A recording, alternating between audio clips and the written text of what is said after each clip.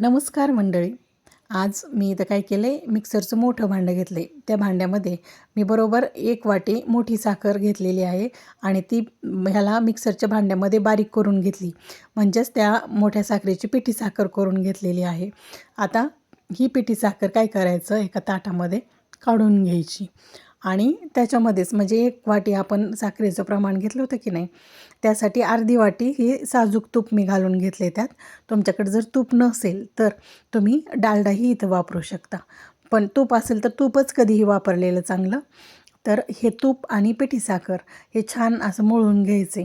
आपला तळहाताचा जो मागचा भाग आहे की नाही, त्याने रगडून रगडून असं एकदम क्रीमी असं टेक्स्चर त्याचं तयार करून घ्यायचे. आता आपल्याला ही साखर आणि तूप एकत्र करून घ्यायचं आहे. याचं कारण म्हणजे आपण आज इथं नानकटाई करणार आहोत. नानकटाई एकदम खुसखुशीत अशी नानकटाई. आणि त्यासाठी काय करायचं, हे पिठी साखर आणि साजूक तूप एकदम त्याचं टेक्स्चर जे आहे ना, एकदम क्रीमी असं झालं पाहिजे.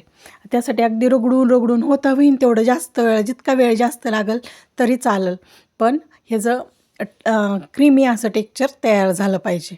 एकदम क्रीम कशी असती अगदी तसं हे पिठी साखर आणि तुपाचं क्रीम तयार झाली पाहिजे असं करायचं. आता पाहू शकता तुम्ही इथं किती छान असं त्याची क्रीम तयार झाली आहे. आता आपण ह्यामध्ये काय केलं आहे, आता 1 वाटी साखर होती की नाही, त्यासाठी 2 वाट्या इथं मैदा घेतलेला आहे आणि अर्धी वाटी बेसन पीठ घेतलेलं आहे आणि त्यामध्ये थोडंसं चवीनुसार मीठ घालायचे आणि अर्धा चमचा बेकिंग पावडर घालायची आणि विलायची घालायची. आणि हे सर्व काय मिश्रण काय करायचं आहे, आता सर्व जिन्नस एकजीव करून घ्यायचे, म्हणजेच एकत्र मळून घ्यायचेत. छान असं त्याचा पिठाचा गोळा तयार करून घ्यायचा आहे.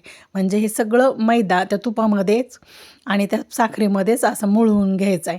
एकदम छान असं अगदी आपण कसं रगडून रगडून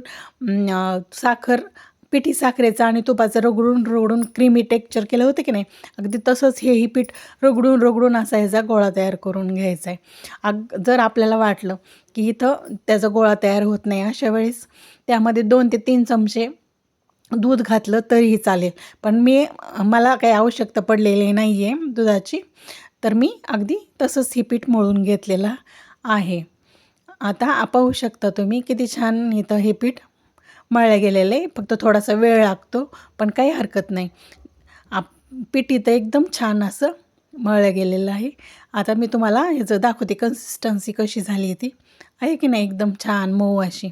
आता आपण ह्याची नानकटाई तयार करून घेणार आहोत. त्याच्यासाठी असे छोटे छोटे गोळे तयार करून घ्यायचे आणि असे थोडेसे दाबून घ्यायचे आणि त्याच्यावर गार्निशिंगसाठी काय करायचं, ड्रायफ्रूट्स लावून घ्यायचे.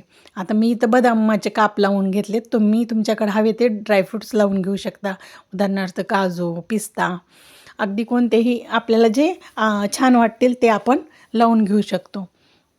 अशा पद्धतीने मी सर्व नानकटाई तयार करून घेतलेली आहे. आता मी इथं काय केलं आहे, एका ताटाला तूप लावून घेतलेलं आहे आणि त्यामध्ये आता ही नानकटाई ठेवून द्यायची आणि थोडंसं अंतर ठेवूनच ही नानकटाई ठेवायची बरं का.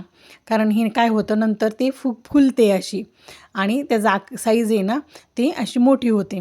त्यामुळं काय होतं, त्याला जागा राहण्यासाठी थोडंसं अंतर ठेवूनच ही नानकटाई याच्यामध्ये ठेवून घ्यायची आहे. आता आपण अशा पद्धतीने नानकटाई या ताटामध्ये ठेवून घेतली आहे.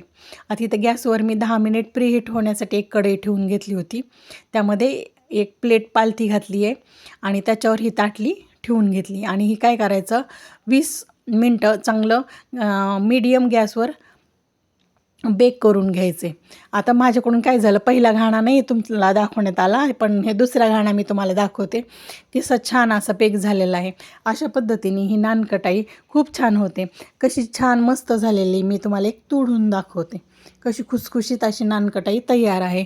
अशी नानकटाई तुम्ही करून पहा आणि आपल्या चॅनलला सबस्क्राईब करा.